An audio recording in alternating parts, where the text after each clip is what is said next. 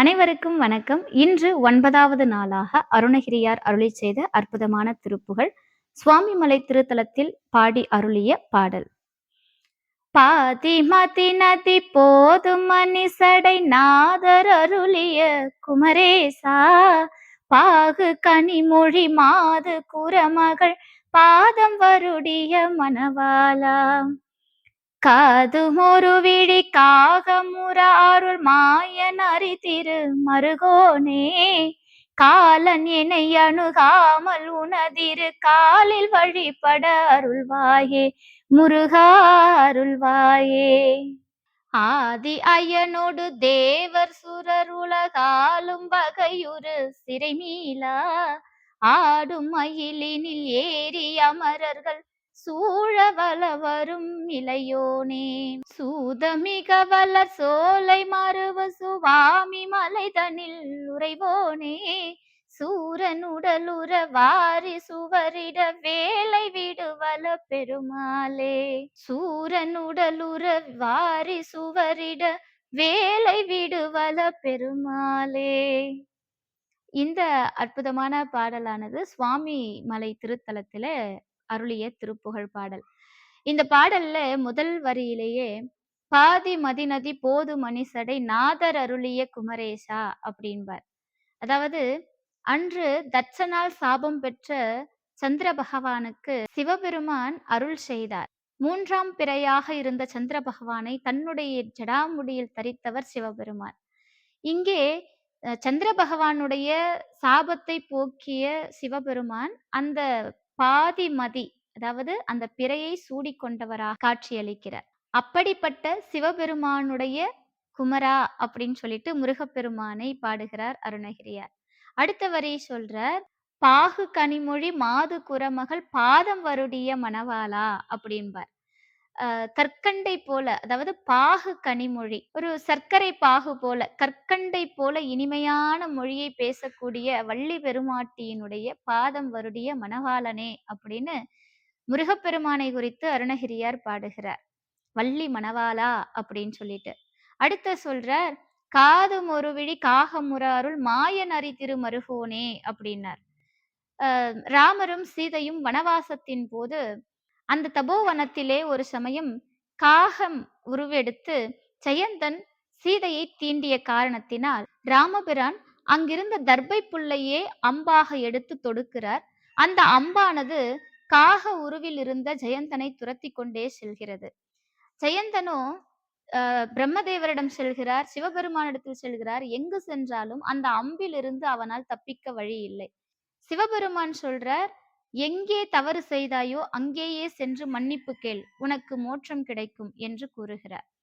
உடனே அந்த காக ரூபத்தில் இருந்த ஜெயந்தனும் மீண்டும் வந்து ராமபிரானுடைய பாதம் பணிந்து சீதையின் பாதம் பணிந்து வணங்குகிறான். தன்னிடம் சரணடைந்த காரணத்தினால் ராமரோ அவனுக்கு பாவ விமோச்சனம் அளிக்கிறார். அவன் செய்த தவறுக்காக ஒரு கண்ணை பறித்து அவனுக்கு விமோச்சனம் தருகிறார். இந்த செய்தியை அருணகிரியார் இங்கே வைக்கிறார். அடுத்த வரியில சொல்றார், காலன் என்னை அணுகாமல் உனதிரு காலில் வழிபட அருள்வாயே அப்படிங்கிறார். முருகா, என்னை அந்த காலன் அணுகக்கூடாது, அதாவது யமதர்மன் என்னை நெருங்கக்கூடாது, நீ வந்து மயில் மீது என்னை அழைத்து செல்ல வேண்டும். இதைத்தான் அருணகிரியார் பல திருப்புகழிலே பாடியிருக்கிறார். அருணகிரியாருடைய அந்த திருப்புகழிலே பாடியபடி அருணகிரியாருக்கு முருகப்பெருமானும் அதே போன்று அருள் செய்தார் அப்படின்னு நம்ம பார்க்கிறோம். காலன் என்னை அணுகாமல் உனதிரு காலில் வழிபட அருள்வாயே, உன்னுடைய திருவடியை வணங்கினால் என்னை காலன் நெருங்க மாட்டான். இதை உறுதிப்படுத்தும் வகையாக கந்தர் அலங்காரத்திலே சிறப்பித்து பாடுகிறார்.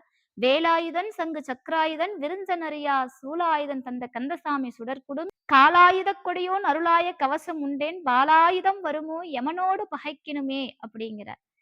முருகப்பெருமானுடைய வேல் நம்மை காக்கும் போது, முருகப்பெருமானுடைய அருள் நமக்கு இருக்கும் போது, அந்த யமனுடைய பாசக்கயிறு நம்ம என்ன செய்துவிட போகிறது அப்படின்னு கந்தர் அலங்காரத்திலே பாடுகிறார். இவ்வாறாக அருணகிரியார் இந்த திருப்புகழிலே பாடி அருளி இருக்கிறார்.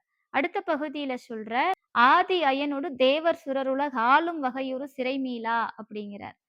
ஆதி அயன், அதாவது பிரம்மன், திருமால், தேவர்கள் உள்ளிட்ட எவராலும் வெற்றி கொள்ள முடியாத அசுரனை அன்று வெற்றி கொண்டு அசுரர்களிடமிருந்து தேவர்களை சிறை மீட்ட செய்தியை இங்கே குறிப்பிட்டு சொல்கிறார் அருணகிரியார். அடுத்த வரி சொல்றார், "ஆடும் மயிலினில் ஏறி அமரர்கள் சூழ வலம் வரும் இளையோனே" அப்படிங்கிறார். மயில் மீது ஏறி வலம் வருகின்ற இளையவனாம் முருகப்பெருமான் என்ற கருத்தை இங்கே பதிவு செய்கிறார். "சூதமிக வளர் சோலை மருவு சுவாமி மலைதனில் உறைவோனே" அந்த சுவாமி மலையின் தலச் சிறப்பை பற்றி பேசுகிறார். அங்கே இருக்கக்கூடிய இயற்கை வளத்தை பற்றி பேசி, அப்படிப்பட்ட சுவாமி மலையில் வீற்றிருக்கக்கூடிய பெருமானே என்று அருணகிரியார் பாடியிருக்கிறார். "சூரனுடலுற வாரி சுவரிட வேலை விடுவல பெருமாளே" அப்படிங்கிறார். சூரனுடைய உடலை அன்று 2ஆக கிழித்தது நம்முடைய கந்தபெருமானுடைய வேல். அப்படிப்பட்ட வேலை கொண்டிருக்கக்கூடிய பெருமாளே என்று இந்த பாடலை பாடி முடிக்கிறார் அருணகிரியார். இந்த அற்புதமான திருப்புகழிலிருந்து நாம் பெறக்கூடிய செய்தி என்ன அப்படின்னா, அன்று சாபம் பெற்ற தட்சனை சிவபெருமான் காத்து ரட்சித்தது போல, ஆம், ராமருடைய அம்பிலிருந்து ஜெயந்தன் சாப விமோச்சனம் பெற்றது போல, இந்த பிறவி என்னும் பெருங்கடலிலிருந்து இரவாமை பிறவாமை என்னும் பெரும் பேற்றை அருள முருகப்பெருமான் ஒருவனால் தான் முடியும் என்கிறார் அருணகிரியார். முருகப்பெருமானின் திருவடியை அடைந்தால் நாம் பிறவாமையும் இரவாமையும் பெற்றிருப்போமாம். மீண்டும் பிறப்பிருக்காதாம், மீண்டும் இறப்பிருக்காதாம். பேரின்ப வாழ்வை இறைவன் நமக்கு அருள்வான், முருகப்பெருமான் நமக்கு அருளுவான் என்பதுதான் இந்த பாடலில் இருக்கக்கூடிய அற்புதமான விளக்கம். நாளை மற்றுமொரு திருப்புகழோடு சந்திக்கலாம். நன்றி, வணக்கம்.